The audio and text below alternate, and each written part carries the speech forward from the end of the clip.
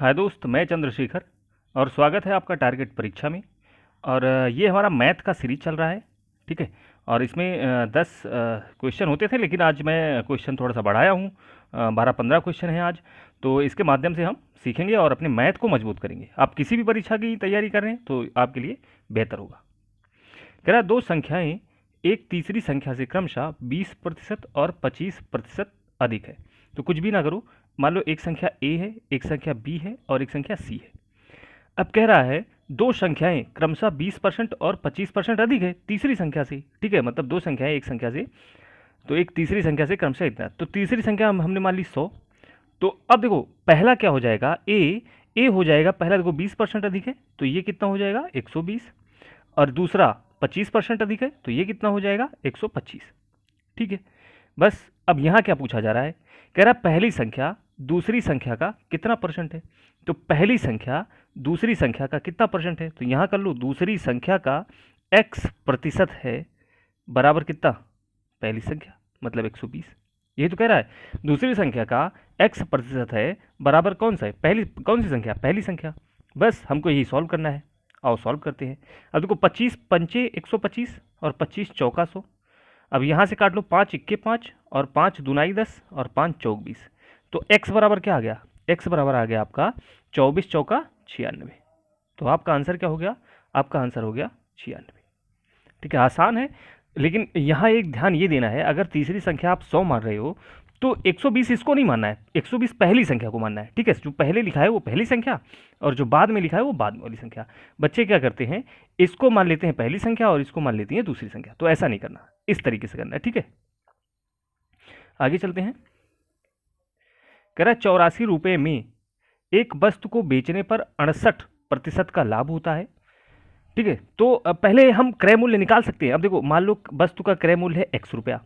ठीक है, अब इसे जब हम 68% का लाभ हो रहा है तो मतलब 168 पे ये सामान मैंने बेचा, x रुपया क्रय मूल्य है, तो 168 रुपये पर मैंने बेचा, मतलब 168% का लाभ हुआ ना। तो 168/100 बराबर कितना विक्रय मूल्य है, विक्रय मूल्य है 84, क्योंकि हमको पता है हम बाद में विक्रय मूल्य लिखते हैं।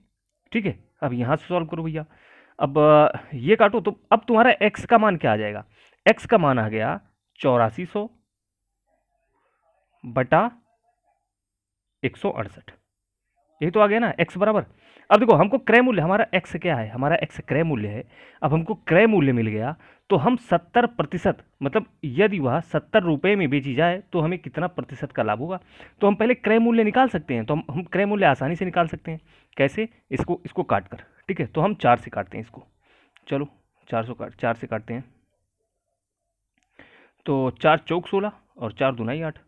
ठीक है, और यहाँ से काट लो, 4 दुनाई 8, 4 इक्के 4, और 7 से काट लो, 7 त्रिक 21, 7 छक 42। ठीक है, और यहाँ 3 हो जाएगा, 6 इक्के 6, 6 पंचे 30। मतलब आपका क्रय मूल्य कितना आ गया, x बराबर कितना आ गया 50। तो आपका क्रय मूल्य 50 है। अब कह रहा है क्रय मूल्य आपका 50 है और इसको 70 रुपये में बेच दिया जाए तो क्या होगा।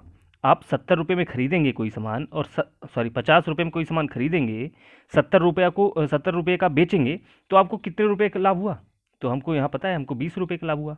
किसमें, क्रय मूल्य में। लाभ गुणे 100 बटा क्रय मूल्य। क्रय मूल्य कितना है 50। अब आप इसे सॉल्व कर लो। अब जब हम इसे सॉल्व करेंगे तो 50 इक्के 50, 50 दुनाई 100, एक्स अब क्या आ जाएगा, 2 दूनी 4, मतलब 40% का क्या हो रहा है, लाभ हो रहा है। तो ऑप्शन नंबर ए आपका सही है। पूछा कितने परसेंट का लाभ होगा, तो 40% का लाभ होगा। ठीक है, कुछ करना नहीं, पहले आप क्रय मूल्य निकाल लो, उसके बाद आप 70 रुपये में बेचो आप। ठीक है, अगले क्वेश्चन चलते हैं। कह रहा 30 लीटर के मिश्रण में 80% पानी तथा शेष अल्कोहल है। यदि इस मिश्रण में 6 लीटर पानी और मिला दिया जाए तो नए मिश्रण में अल्कोहल की मात्रा कितनी होगी। देखो जब आपके सामने ये वाला क्वेश्चन आए ना, तो आप इसको इस तरीके से करें, पहले एक ग्राफ बनाएं। ठीक है, ये आपका ग्राफ है। अब आपको पता है ये 30 लीटर है, कितना है 30 लीटर है। अच्छा 30 लीटर है, यहाँ पे हम लिख देते हैं पानी। पानी कितना है 80%। ठीक है, और अल्कोहल कितना है, तो अल्कोहल यहाँ पे अल्कोहल कितना है, तो अल्कोहल यहाँ पे 20% है। तो चलो हम यहीं से सॉल्व करना चालू करते हैं। अब कह रहा है पानी अगर 30 लीटर पूरा मिश्रण है और इसमें 80% पानी है तो 30 का 80% हम निकाल लें। तो जो जब हम 30 का 80% निकालेंगे तो हमारा कितना आ जाएगा, 8 त्रिक 24, मतलब 24 लीटर है पानी और 6 लीटर है एल्कोहल। ठीक है, 24 लीटर है पानी और 6 लीटर क्या है, एल्कोहल, तभी तो 30 होगा ना दोनों मिलके। ठीक है, अब आगे चलो। कह रहा है यदि इस मिश्रण में 6 लीटर पानी और मिला दिया जाए, इस मिश्रण में 6 लीटर पानी और मिला दिया जाए।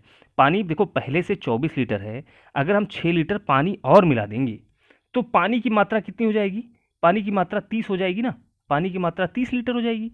लेकिन अब टोटल मिश्रण कितना हो जाएगा, टोटल मिश्रण भी 36 लीटर हो जाएगा, क्योंकि 6 लीटर पानी मिलाया गया। तो पहले मिश्रण था 30, लेकिन अब कितना हो जाएगा, 36। तो नए मिश्रण में अल्कोहल की मात्रा, देखो अल्कोहल पहले भी 6 ही लीटर था और अब भी 6 लीटर है, तो यही पूछ रहा है कितने प्रतिशत अल्कोहल है। तो बस यही हमको सॉल्व करना है। अब यहाँ से हम निकालते हैं 36 का x प्रतिशत है बराबर कितना, 6। ठीक है, यही तो है अल्कोहल, अल्कोहल 6 ही तो है, 6 लीटर तो है, 36 लीटर में 6 लीटर अल्कोहल है, तो हम निकाल लेते हैं 36 का x प्रतिशत है 6। बस यही सॉल्व करना है, चलो सॉल्व करते हैं। अब क्या हुआ, 6 इक्के 6, 6 36, तो x बराबर क्या आ जाएगा, x बराबर 100/6। 100/6 को आप लिख सकते हो 50/3। 50/3 होता क्या है, 50/3 होता है 16 से ही 2/3। ये आपका आंसर हो गया। ठीक है, और आसान था, कुछ करना नहीं है। बस ये ग्राफ अगर आप सीख ले गए तो आपको इस मिश्रण वाला, इस टाइप का कोई भी क्वेश्चन आएगा तो आप कर ले जाओगे। ठीक है, और परेशान ना हो, मैं धीरे धीरे आपको सिखाऊंगा। कह रहा है एक रेलगाड़ी के इंजन का पहिए की परिधि 4 से ही 2/7 मीटर है। यह पहिया 4 सेकंड में 7 चक्कर लगाता है, तो रेलगाड़ी की चाल बताओ। देखो आसान है, कुछ करना नहीं। अब हमको पता है अगर उसकी पहिए की परिधि 4 से ही 2/7 है, तो मतलब एक बार घूमने पर वह 7 चौक 28, 2 30/7 मीटर चला जाएगा, आराम से चला जाएगा। अगर उसकी परिधि इतनी है तो एक बार घूमने पर वह 30/7 मीटर चला जाएगा। अब कह रहा है यह पहिया 4 सेकंड में 7 चक्कर लगाता है। अब देखो कितना चक्कर लगा रहा है, गुणे 7। अगर एक चक्कर में इतना जा रहा है तो 7 चक्कर में कितना जाएगा, गुणे 7 मीटर। ठीक है, और टाइम कितना लग रहा है, टाइम लग रहा है 4 सेकंड। टाइम कितना लग रहा है, 4 सेकंड, यही तो है। अब ऊपर वाली हो गई दूरी, ऊपर वाली हो गई दूरी, और नीचे वाला क्या हो गया, नीचे वाला हो गया समय। अब देखो हमारा जो ऑप्शन है वो किलोमीटर प्रति घंटा में है, तो इसको भी तो हमको किलोमीटर प्रति घंटा में चेंज करना होगा, क्योंकि अभी तो ये मीटर प्रति सेकंड में है। किलोमीटर प्रति घंटा में चेंज करने के लिए हम 18/5 से क्या करते हैं, गुणा कर देते हैं। ठीक है, अब यहाँ से हमारा जो यही तो है हमारा चाल, यही तो हमारा चाल होता है। तो बस ये चाल निकल जाएगी आपका, काट लो आप आसानी के साथ। 7 से 7 कट गया, और 5 इक्के 5, 5 छक 30। ठीक है, अब ये कट जाएगा 4 से, तो कितना आ जाएगा, 9 2 तिहाई, 9 त्रिक 27। तो आपका चाल जो आ जाएगा कितना आ जाएगा, 27 किलोमीटर प्रति घंटा। आपका ऑप्शन नंबर बी।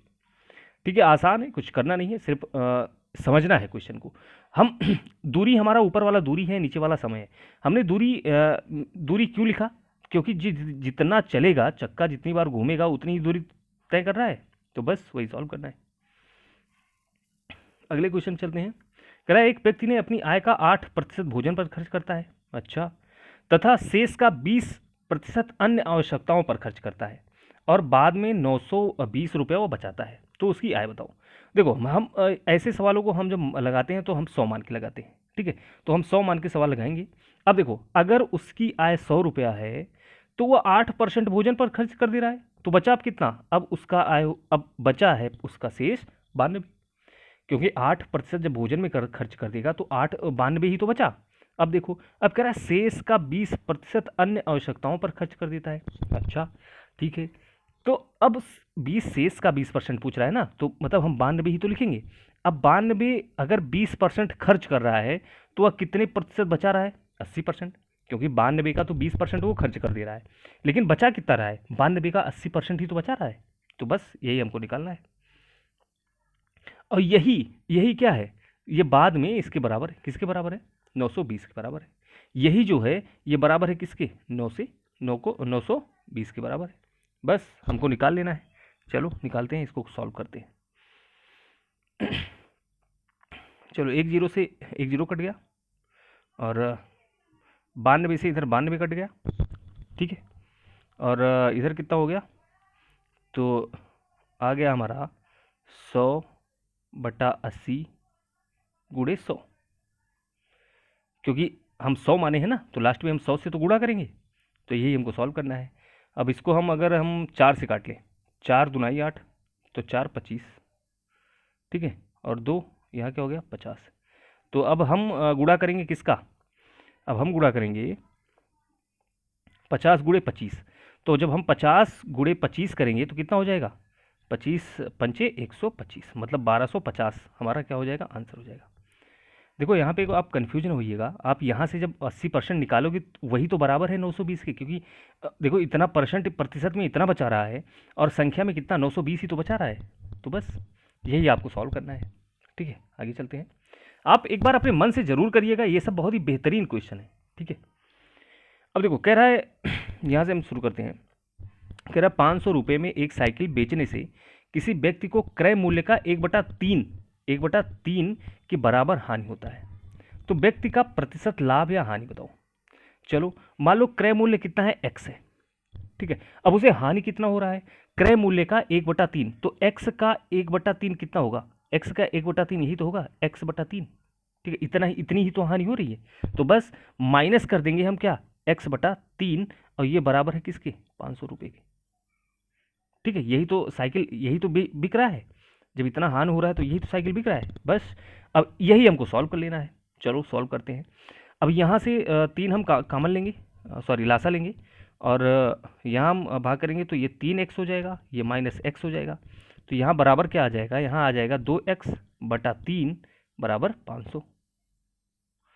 तो हम x बराबर निकाल सकते हैं, आसानी से निकाल सकते हैं। x बराबर क्या हो जाएगा, अब यहाँ बताओ x बराबर क्या आ जाएगा, x बराबर आ जाएगा 1500/2, मतलब 750। x बराबर कितना आ गया, 750। आराम से हमारा x बराबर आ गया 750, मतलब जो क्रय मूल्य है, क्रय मूल्य कितना है, 750। क्रय मूल्य अगर आप बताओ, क्रय मूल्य अगर 750 है,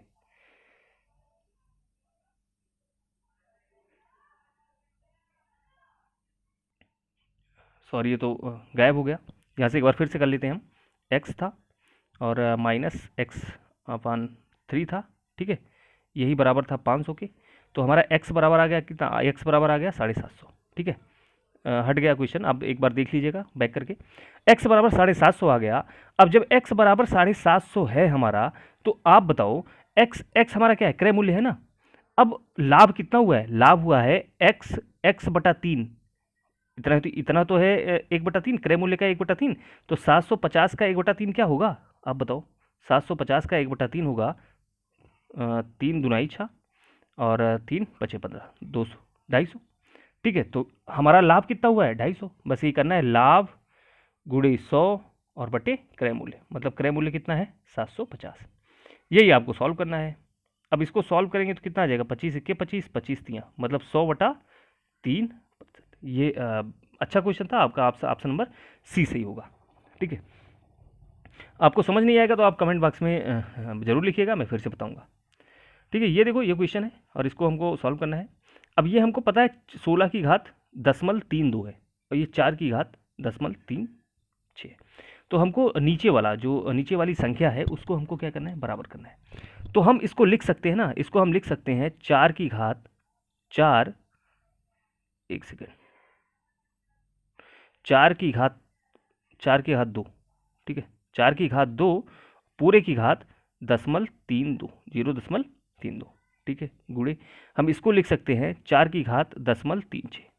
तब इसको जब हम चेंज करेंगे तो अब ये 2 का गुणा 32 में होगा, तो 4 की घात 0.6864, ठीक है, 2 का गुणा इसमें हुआ, गुणे 4 की घात 0.36।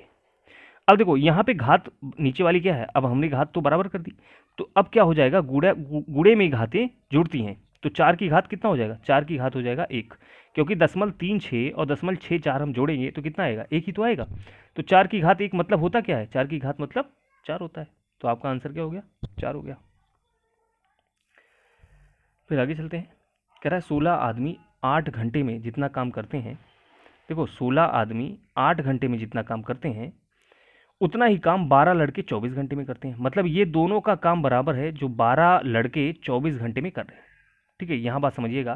कह रहा है जितना 16 आदमी 8 घंटे में जितना करते हैं, 16 आदमी 8 घंटे में जितना करते हैं उतना 12 आदमी 24 घंटे में करते हैं। मतलब काम तो बराबर है ना, चाहे आप 16 आदमी से 8 घंटा करा लो, चाहे 12 आदमी से 24 घंटा करा लो, काम क्या है, बराबर है।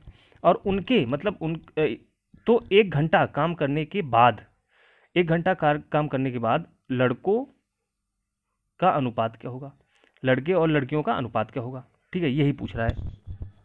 तो अब देखो बात तो वही हुई ना, अब बस इसी को हमको चेंज कर लेना है। अब इसको जितना कटे काटो, तो 8 इक्के 8, 8 त्रिक 24, 6 दुराई 6 से नहीं 4 तिहाई 12 और 4 चौक 16। तो बस कटेगा नहीं। 4 अनुपाती कितना आ गया, 4 अनुपाती 9, 4 अनुपाती 9 आ गया टाइम।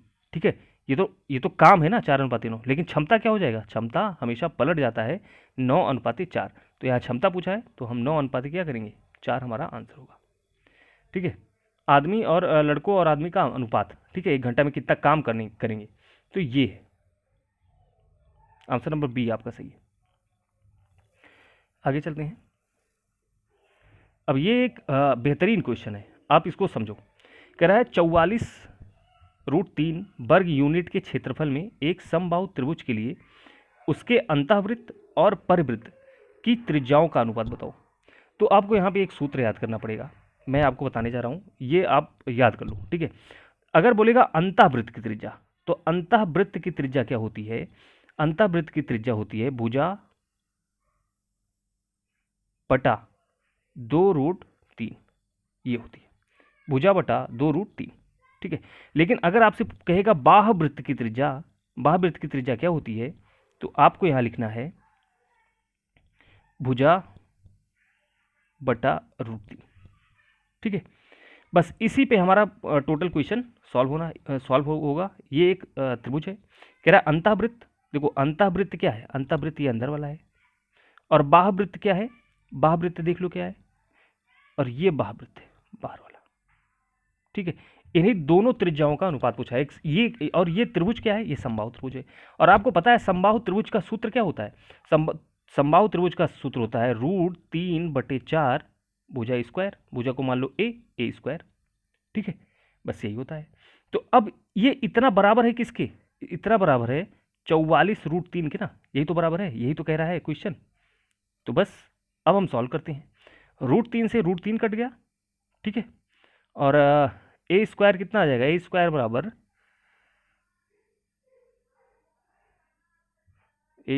कितना आ जाएगा, तो ये तिरछा गुणा हो जाएगा। 4 चौक 16 के 6 हासिल 1, 4 चौक 16 1 17, ए स्क्वायर बराबर 176। एक सेकंड, कुछ गलत तो नहीं हो रहा है,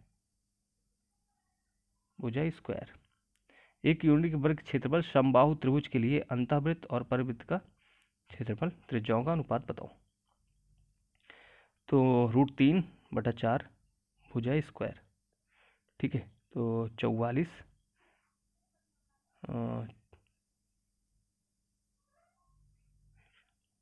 कितना आ जाएगा, ये आ जाएगा आपका, इसको हमको तोड़ना पड़ेगा। ठीक है, चलो हम तोड़ लेते हैं। 44 को अगर तोड़ो तो फिर हम 4 से तोड़ते हैं, तो 4 से क्या आ जाएगा 11। ठीक है, और ये कितना हो जाएगा 11 बार जाएगा, तो 2 दूनी 4, 2 दूनी 4, 4 चौक 16, मतलब 4√11 आ जाएगा। ठीक है, भुजा बराबर कितना आ जाएगा 4√11। ठीक है, तो हम यहाँ से अब सॉल्व करते हैं, थोड़ा सा यहाँ हम मिटा देते हैं, भुजा बराबर 4√11 आ गया हमारा। ठीक है, एक सेकेंड, थोड़ा सा सवाल बड़ा है, तो यहाँ ए बराबर क्या आ गया, ए बराबर 4√11। ठीक है, ये भुजा मिल गई हमको। चलो अब एक एक पे रख देना है। चलो सबसे पहले हम रखते हैं इस पे। ठीक है, अब देखो भुजा कितना आ गया 4√11 बटा 2√3 बराबर है किसके, भुजा मतलब 4√11 बटा √3। ठीक है, अब ये हमको सॉल्व करना है, चलो सॉल्व करते हैं। √3 से √3 कट गया, 4 से 4 कट गया, ठीक है। अब ये 4 से 4 कट गया, अब क्या बचा, अब बचा इधर बच गया 1, 1:2, ठीक है। यहाँ तो 1 बचा और यहाँ कितना बचा 2, तो अनुपात इनका कितना आ गया 1:2। ये आपका आंसर है। तो ये बहुत ही अच्छा क्वेश्चन है, आप इसको नोट करना, ये बहुत इंपॉर्टेंट है, ठीक है। ये इसको मैंने ये समबाहु त्रिभुज का क्षेत्रफल दिया है, तो इससे मैंने भुजा निकाल ली, ठीक है। और भुजा निकालने के बाद मैंने ये किया, ठीक है। तो बस अब अगला क्वेश्चन देखते हैं। कह रहा बात छोटी से छोटी संख्या ज्ञात कीजिए जो 6, 8 और 12 और 16 से पूर्णतः विभाजित हो। तो हम इसके लिए हम क्या निकालते हैं, इसके लिए हम तो लासा ही तो निकालते हैं, बस इनका लासा निकाल लो। तो सबसे पहले 2 से काटो, 2 तिहाई 6, 2 चौक 8, 2 छक 12, 2 8 16, फिर 2 से काटो, 3 2 3 4, फिर 2 से काटो, फिर 2 से कटेगा और फिर 3 से कटेगा। तो बस यही हमको सॉल्व करना है।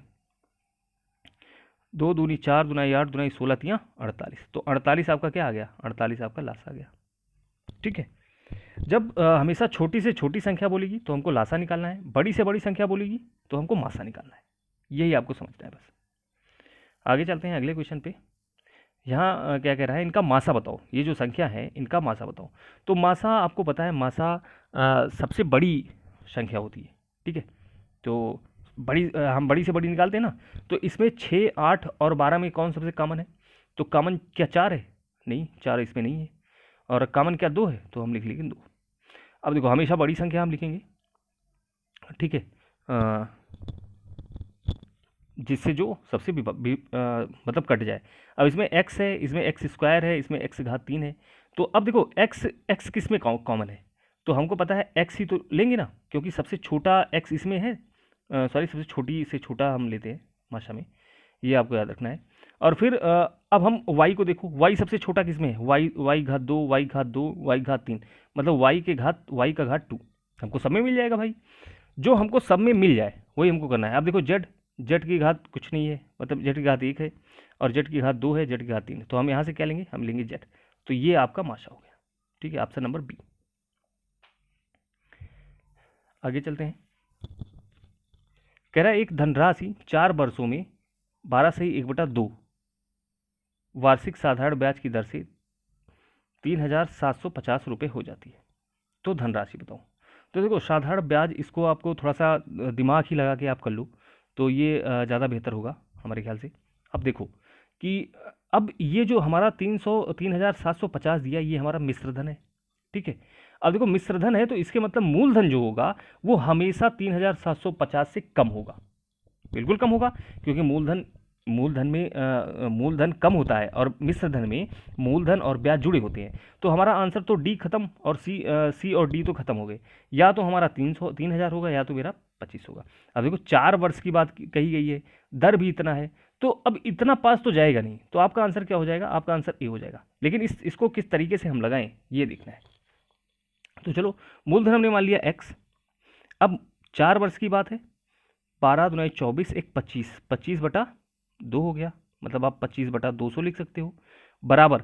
अब यहाँ हमारा ब्याज आएगा ना, तो ब्याज हमारा क्या होगा, ब्याज हम जब मिश्रधन में से मूलधन माइनस कर देंगे वही तो हमारा ब्याज होगा। मिश्रधन में से मूलधन जो इस मिश्रधन में से मूलधन माइनस करेंगे वही तो ब्याज होगा। बस यही सॉल्व करना है। अब कैसे सॉल्व करेंगे, अब 25 चौका 100, तो 100 से 100 कट गया, मतलब 100 2100, 100 दूनी 200, तो नीचे तो क्या आ गया 2। अब देखो यहाँ क्या बचा, x बराबर 2 का तिरछा गुणा होगा, तो कितना हो जाएगा, 5 दूनी 10 के 0 हासिल 1, 7 दूनी 14, 1 15 5 हासिल 1, 3 दूनी 6 1 7, 7500 माइनस 2x, ठीक है। अब इधर आएगा तो x बराबर क्या आ जाएगा आपका 2x, ठीक है। अब देखो जब ये 2x हम इधर लेके आएंगे तो क्या हो जाएगा 3x बराबर कितना 7500। अगर 3x बराबर 7500 है तो x बराबर आपका क्या हो जाएगा 3 दूनी 6, 3 5 15, कितना 2500। तो x बराबर 2500 आपका आंसर हो जाएगा, ठीक है।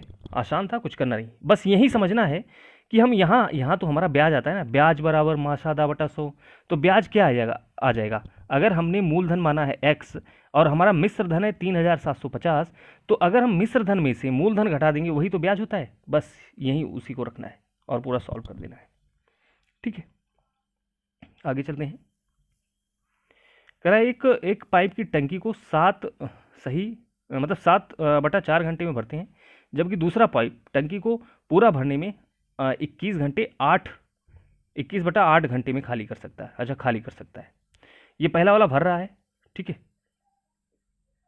ये पहला वाला भर रहा है और दूसरा वाला खाली कर रहा है। ठीक है, दोनों पाइप अगर एक साथ खोले जाएं तो जब टैंक 2/3 खाली था तब टैंक को भरने में कितना समय लगेगा। जब टैंक 2/3 खाली था तो टैंक को भरने में कितना समय लगेगा।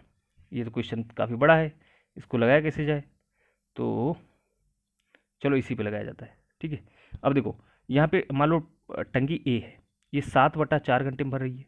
टंकी बी है, बी 21 एक सेकेंड,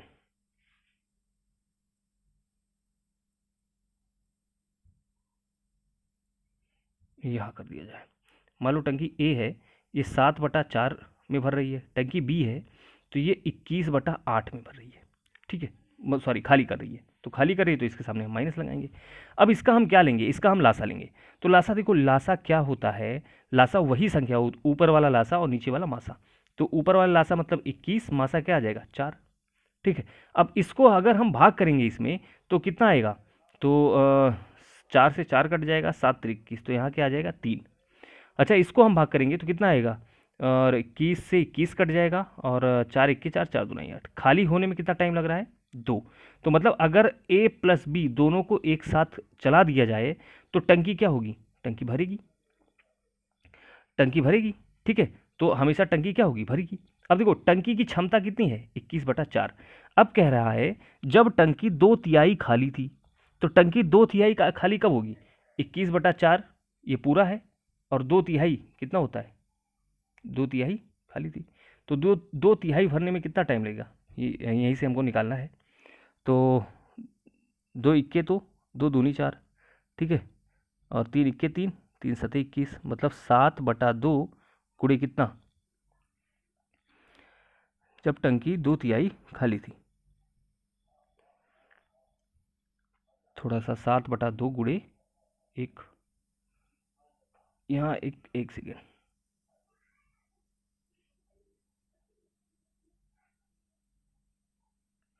देखो टंकी कितनी खाली है, टंकी 2/3 सिर्फ खाली है। ठीक है, 2/3 खाली है, तो उस टंकी को भरने में कितना समय लगेगा, मतलब टंकी इतना ही तो खाली है, मतलब अगर उसमें इतना लीटर पानी आता है, इतना इतना क्षमता है उसका, तो आप ऐसे ही निकाल लो।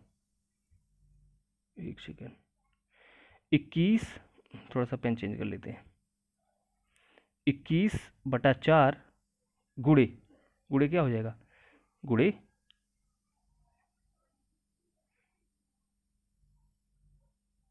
गुणे 1।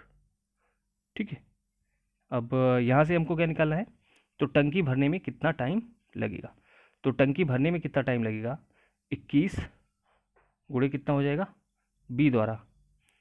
तो दोनों पाइप उस समय खोले गए जब टंकी 2/3 खाली थी, तो टंकी कितने समय में भरेगी। तो हम निकाल लेते हैं, 2/3 मतलब 2/3 कितना होता है, 2/3, 3×1 = 3, 3×7 और 2×1 = 2, 7/2। घंटा है तो इसको हम मिनट में चेंज कर लेते हैं, 21/4 गुणे कितना 60, तो 4×1 = 4, 4, 15 गुणे 21 करोगे तो कितना है, 15×1 = 15 और 15×2 = 30, 1 31।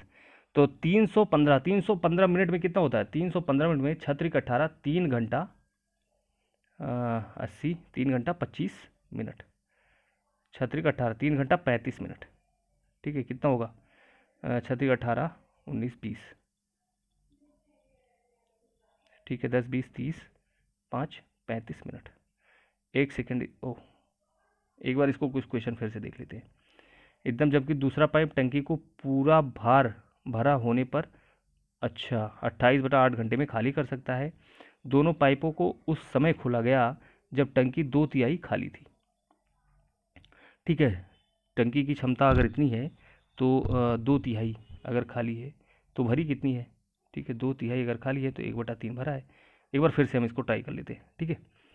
तो यहाँ हम देखते हैं ए कितना है 7/4, बी कितना है 21/8, दोनों दोनों का लासा कितना आ गया था 21/4, ठीक है। अब यहाँ से हम सॉल्व करते हैं तो यहाँ कितना आ जाएगा, 4 से 4 कट जाएगा, 3 7 त्रिक 21, और यहाँ कितना आ जाएगा 2, तो माइनस को 2 आएगा, तो यहाँ कितना आ जाएगा 1। अगर टंकी 1/3 खाली है, 1/3 खाली है तो भरी कितनी है 2/3, तो बस 21/4 का 2/3 पहले हम भरेंगे। तो 21/4 का 2/3 कितना होता है, इतना होता है। अब इसको भरने में कितना टाइम लगेगा, अब हमको भाग करना है गुणे 1, लेकिन गुणा किससे हो जाएगा 60 से, क्यों, क्योंकि ये घंटे में है, इसको मिनट में चेंज करना है। थोड़ा सा दिख नहीं रहा होगा क्योंकि थोड़ा सा जगह कम है, ठीक है। अब यहाँ इसको सॉल्व करते हैं तो 3 इक्के 3, 3 दुनाई 6, 4 इक्के 4, 4 पंचे 20। अब ये 5 दुनाई 10 मतलब 210। 210 मतलब क्या होता है, छक्का 6 छदुनी 12, टैंक को भरने में कितना समय लगेगा, छक्का 6 छदुनी 12 छत्रिक 18, 6 चौक 24, तो 6 त्रिक 18 और मतलब 180 हो गया। और यहाँ से कितना मिनट मिला हमको, 18 19 20 और 30, मतलब 3 घंटा 30 मिनट, ठीक है। ये आपका आंसर है 3 घंटा 30 मिनट। तो इसे इसे आप एक बार लगाइएगा, ठीक है, क्योंकि थोड़ा सा जगह कम है। अगर हम क्वेश्चन ऊपर कर देंगे तो देखिएगा नहीं, नहीं आएगा तो फिर मैं फिर से बता दूंगा, ठीक है। बस आज के लिए इतना ही, अब मिलते हैं अगले वीडियो में, ठीक है। Thank you. आज क्वेश्चन ज़्यादा थे इसलिए थोड़ा सा लंबा वीडियो बनाए।